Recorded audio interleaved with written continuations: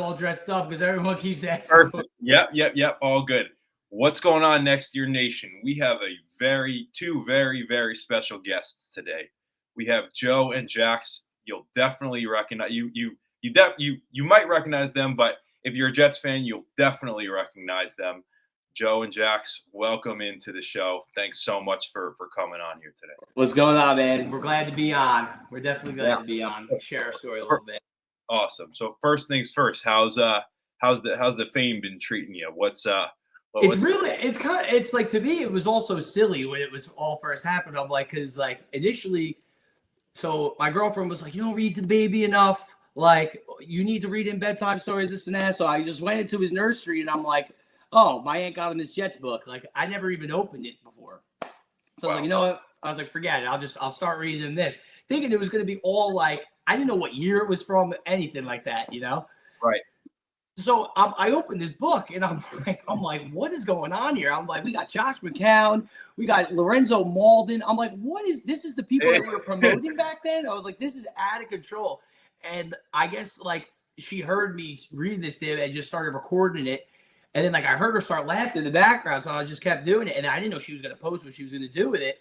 And then next thing you know, like she posted it and I thought like my friends would find it funny, you know, like family, whatever. And then next thing you know, it just started spreading like wildfire. Someone put it on Twitter and then it just kind of snowballed into Barstool and then Fox 5 reaching out. And yeah, but so it's been really fun. It's because it's something that I'm passionate about too. So it's like, it's awesome to get on and talk about and stuff. Absolutely. It's so insane what social media could do in this day and age with some of this stuff. I think you're seeing that firsthand. So how did the Jets fandom start? I mean, for me, I'm from Long Island. I was born into You're born into it, yeah. Are you from Long Island as well? No, so I'm born in Jersey, right? Jersey, yeah. And I've been here my whole life, and I come from a family full of Giants fans, to be honest, which is crazy when you think about it. I have a couple cousins that are Jets fans, but I'm 33. I was born in 92, and then like I vaguely remember watching them against Denver in 98, and they were in the AFC Championship game, and I was watching it, and I just decided, like, I really like the Jets. I'm a Jets fan. Vinny Testaverde, the whole nine. And then, like I said, then my mom started, now, you don't really remember a lot of stuff. I'm 7 years old, but I'm getting, like, my mom was pulling these things out of, like, the attic, and it's my Christmas wish list from 1999. I just want the Jets to win the Super Bowl. So, like, ever since then, it kind of just, like, stuck with me forever.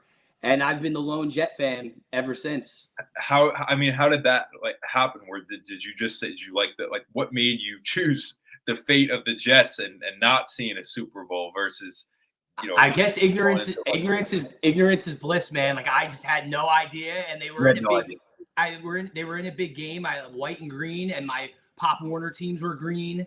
Wow. Like when I was little, so like I was always, my high school was green, so like I always stuck with it, and it was fun being a Jets fan. Bless you, buddy. And then, but like ever since 2010, man, it's just been absolutely brutal. But I really wouldn't want to be a fan of any other team. Absolutely, and I mean that's the greatest part. I would say I'm sure you'd agree about this fan base is, you know, we kind of embrace this sort of struggle that we're going to keep losing every year, but no part of you will ever be like, I'm going to start rooting for the Giants. I'm going to start rooting for never. The amount of people that just say it, and like, you know what actually gets me a little ticked off sometimes is that other fan bases try to say that they feel our pain. No, or like, and I'm like, I don't care what. I don't care if you're a Browns fan, a Giants fan, an anything fan in any sport. We have the longest playoff drive. So I'm like, you guys want to like try to be in on the misery? Like, no. Like, this is our mystery, and we're getting ourselves out of it. So like when people try to say like my girlfriend's father, his grandfather's a Cowboys fan. He's like, I know how it feels. I'm like, no, you don't. Like, no, you don't. You're in the playoffs all the time. Like, you might not get all the way to the bowl, but we can't even get into the playoffs. So, you know, that's just how it is. But that's definitely how it is. I mean, even I was at the Jets Browns game, and you know, I was kind of debuting the brand a little bit, wearing some of the merch here out at this table. I don't know if you know Gotham City Crew. Of course, yeah.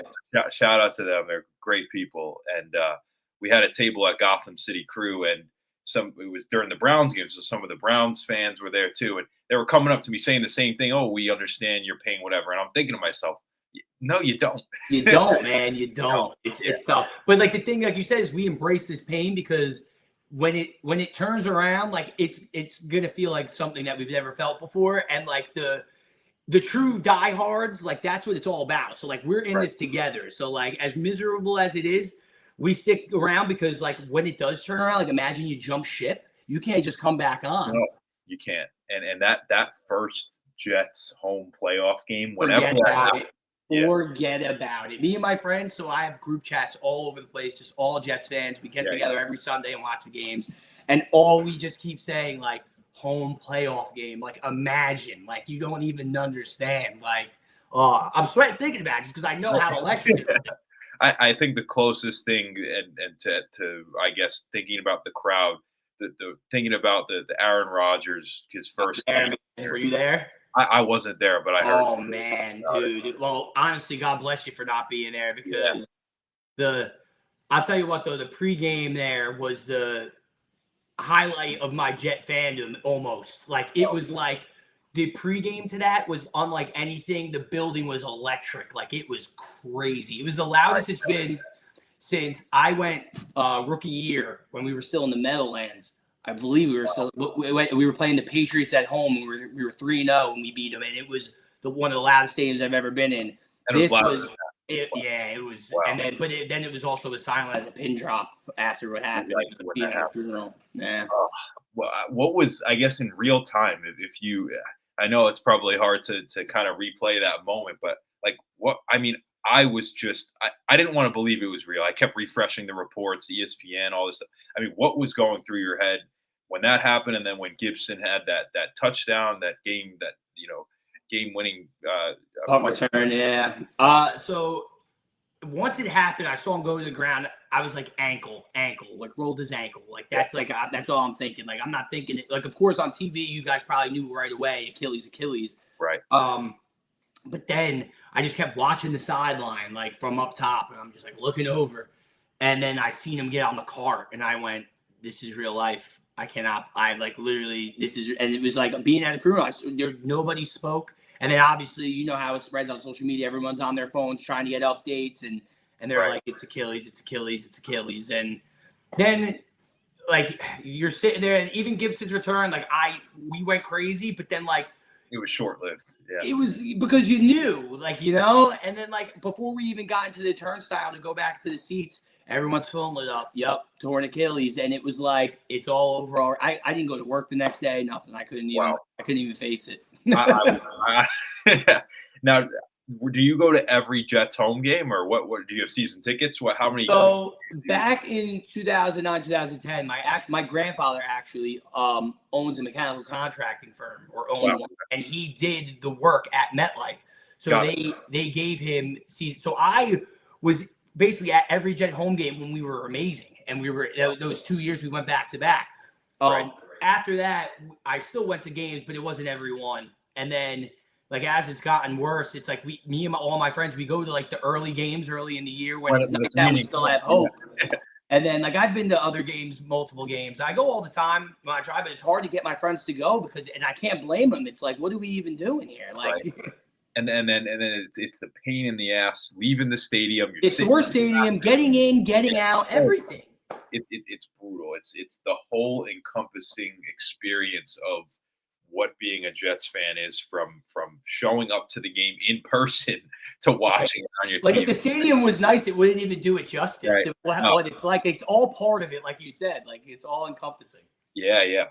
So since after the video kind of went viral and it's going crazy, were all your friends in all these group chats? I mean, how many people were sending you that video? Well, it was weird because it happened. So I was sending it to other people. I'm like, it was because at first it was kind of like smaller, like localized, things. I'm like, oh wow, this is pretty cool. Like U Stadium put this up. Like all my friends, we follow U Stadium on Twitter and stuff. Like, and then I woke up the next morning and then someone was like, oh wow, Pardon My Take put it up. And then it was like, oh wow, Barstool, it's on Barstool. What the heck? And I'm like sitting here, I'm like, what is going on?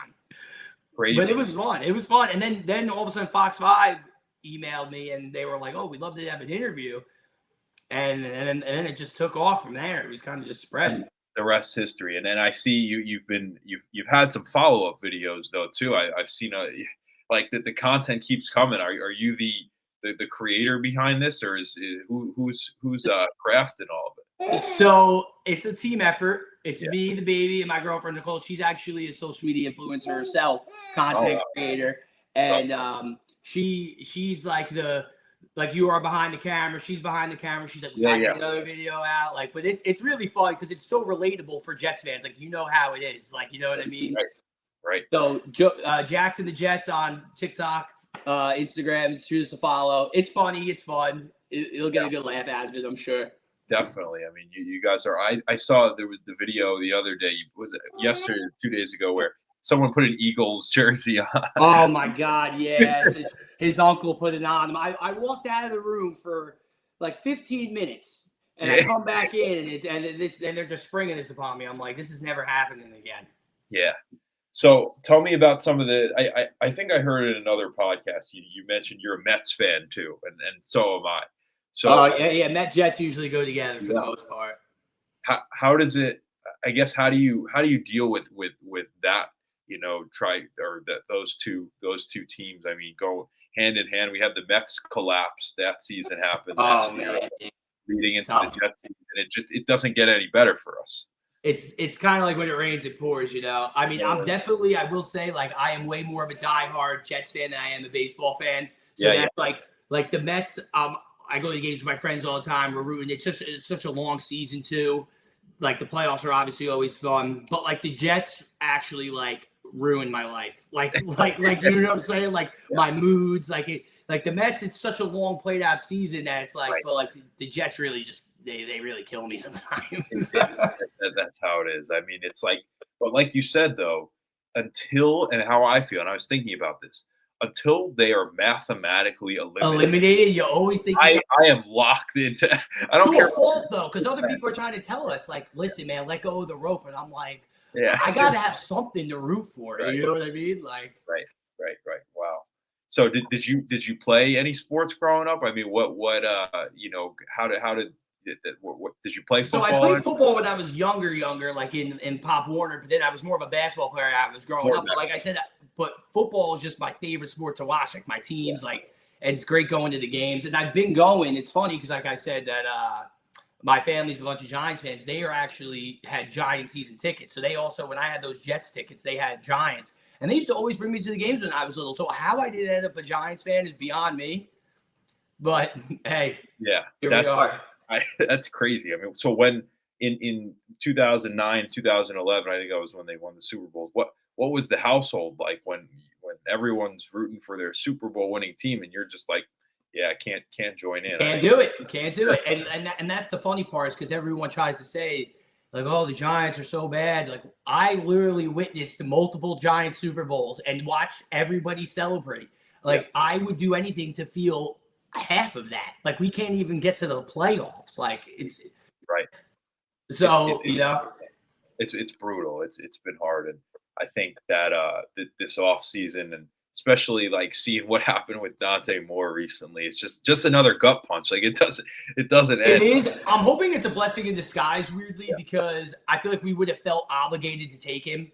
You know what I mean? So like listen, did I want him to come out? Yeah, I did, because I just want us to get the quarterback. But at the same time, like, he's 20. I don't have any. I thought he would have been great. I would have. But at this time, now that he's not, because if we would have picked him out of just like because like Muji and Glenn just need to pick a quarterback, like now at least there's not as much pressure. So now we could get a pass rusher at 2 and like kind of fill out the roster. And we have 3 first rounders next year, so hopefully we can use that for a quarterback. But do you think that, I guess, if we get this bridge quarterback this season, he better not. Right. Does that make this season a wash, and we just have to have this, conversation all over again? Yes, that's the problem. That's what sucks, kind of, because it's like, wow, like, we're just going to waste this whole entire year. Because it would be nice to, like, maybe if you could get like a Ty Simpson later on, maybe with that second pick or a second round pick, I wouldn't be mad at it. Just because at least at the end of the year, you could throw him in and be like, oh, okay, now we have something to look forward to. Right. But I feel what you're saying, because you're just like, you have nothing again. Like, we're just going to watch the same thing as last year, this year. Like, it's not. We don't have any light at the end of the tunnel until they prove. This is my thing. Until they prove it to us, and start winning games, how are we supposed to actually like trust it? I agree. Do you think that in your whole fandom as a Jets fan, we touched on the Aaron Rodgers moment. Is that the number one most brutal moment for you that you would recall as a Jets fan, whether that was in person or watching? You'd say yes. It's got to be because I am a huge, before we got him, Aaron Rodgers is my favorite quarterback. Like just like it was just I always loved his bravado. I thought he was the most talented quarterback, and like the fact that we were in line to get him.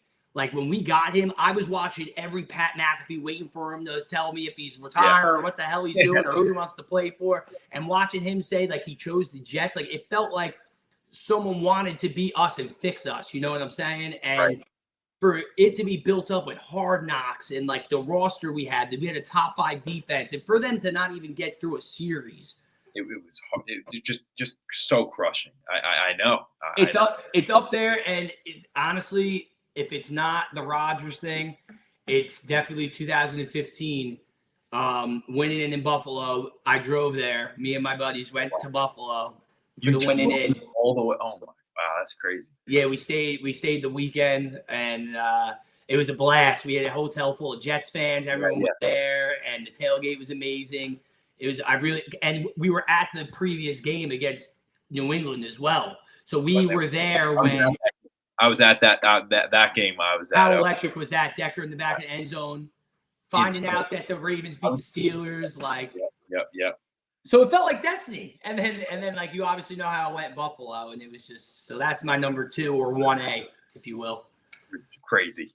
Who, if you had to choose a favorite quarterback in your lifetime, mine is Pennington. Gotta be Chad for sure. Chad. Yeah. Love Chad because he was a gamer. He brought us back in that season where we brought him in and we were whatever we were with Vinny, and then we benched him, and then he took us to the playoffs there. That I don't know if you recall, Chad, when we were the winning in against Green Bay at the Meadowlands. That was incredible. Like it was so. You watched all the old highlights to remind yourself like it wasn't always like this. You know? It wasn't. It really wasn't. I had the unfortunate privilege of having season tickets during the Zach Wilson era, and man, seeing his first game at home, it was awful. Like he played so bad that I think it was that against the Patriots where he threw 4 picks, because I was there too. Yeah, I was there. I couldn't believe what I was watching. I mean, it was so unwatchable. Like it was just I could not believe that this is the second pick of the draft, and this has to be a fluke, right? He was so bad, but I will say this: watching Justin Fields was worse this year, because at least Wilson he's gonna sling it and throw interceptions like whatever. Like Justin Fields he was scared to even get rid of the ball. It was insane to watch, really. I mean, the first week though, he gave us some hope. You have to say, and then it was down. Fool's gold. Yeah, it was fool's gold. I couldn't believe it though. I was like, "Oh wow, maybe we do have something here." And then, I just don't understand how you could be this player in a game and then like the rest of the season, every other game was absolutely just like that atrocious. Like it doesn't even. It's like he wasn't the same player. It's brutal. So have you gotten Jax's first, I guess, like jersey or any shirt with a player's name on the back, or has he's in there right now? I'll show you. Hold on. Give me him. He was just fussing before. Oh, good. We are Garrett Wilson people. There we go. Not Zach Wilson. We are Garrett Wilson people. Love it, buddy. Love it. Yeah, we're all in on Garrett. He's the face of our franchise, whether he likes it or not. You don't think that we'll see him traded like we saw? And that will be the day that I might leave. He's got to stay. But he loves being a Jet, which matters. You know what I'm saying? He says, "This is my home." He goes back at the people that are coming at us like so. But he deserves a quarterback. The poor guy. He's one of the best receivers out there, and we can't get him the ball, and he's still putting up 1,000 yards. He does. You're right. He needs this guy, but you're right. He is the only star that truly backs this team, no matter what. You don't see him subtweeting and like even he's Breece not pouting like Breece. Yeah, Breece Hall's like says a lot of stuff about like eye emojis and yeah, he can get out of here. I mean, I think he's a good player. Like if we keep him, I'll be happy. Like because he's a good player. But like if you're not a we guy and you're a me guy, like I don't care if you're here or not. Like I agree. it's and like everyone that Salah and Douglas had a hand in besides Garrett could really go. Like that's how I feel. Right. That's why I was hyped about the Sauce trades. I loved it. Yeah, no, that was at first. It took me like a few days for it to. I The think shock value, right? Right. But I mean, after seeing the Colts, crumble after that trade, and it just all was like, okay, maybe he had some aura that just had to get out. Yeah, I mean, he went. What was he 1-7 as a Colt? Exactly. Yeah, and it's crazy because I remember watching against his first game. I think they won his first game there, and he was like on the side. I saw him mic'd up, and he was just like, "I never seen an offense operate like this." Yeah. And it's like, dude, you're a cornball. Right. Only positive vibes here, and I think that forever next year, this brand it kind of started out as this sort of joke that we're gonna lose forever and ever, but as time has kind of evolved and there's some local coverage in the news and building this community, it's really more of this positive culture of we're sticking with these teams forever through the lows, through the losses, and that's the coolest part about I think connecting with Jeff fans like you. It's that you can be frustrated and you're allowed to be upset with how the team's performing, and no shame in doing that. But at the end of the day, like nothing is gonna make you drop ship and say I'm not rooting for this team. Without you just nailed it right on the head. Like as mad as they make me, I'll throw things, I'll scream, I'll freak out, I'll say I'll never watch this team again. On Sunday, I'm on the couch and that game is on, no matter if they're 10-1 or they're 1-10. Like we're still there where we're watching, and there's something to say about that, to be honest. Absolutely. So listen, we're getting up on time here. You had to give, I guess, one message to any football fan out there that maybe hasn't decided to choose a team yet or starting to watch the NFL. What's your pitch to get them to be a Jets fan? Well, you're getting it on the ground floor. I'll tell you that. You're buying low. So, you know what I'm saying? So, if you want to get in now, because I will say, like, if you want to be a part of the biggest celebration that will ever hit New York City, it'll be a Jets Super Bowl. So, if you want to be a part of that one day, I'm not going to tell you when it's going to happen or if it's going to happen, but listen, it's either you're in or you're out. So like there's no it's black and white. There's no gray line. So if you want to hop on and be part of something that's special one day, no matter how long it takes, you should hop on and be a Jet for sure. Agree. We don't accept bandwagons here, and no bandwagoners available. Nope. No seats on this bus. If you got to be on or you're off. Absolutely. Well, there you have it, folks. Joe, really, and Jax, thanks so much. He's in the background over here. Yeah. Thanks for coming on, and hopefully next year is the year where we turn things around and break this 15-year playoff losing or not making the playoffs for the last 15 years. It's crazy to even say that, the longest streak in North American sports, something like that. So it's unbelievable. But Joe, really appreciate it. You're the man, Justin. Appreciate you having us on, man. Yes, sir.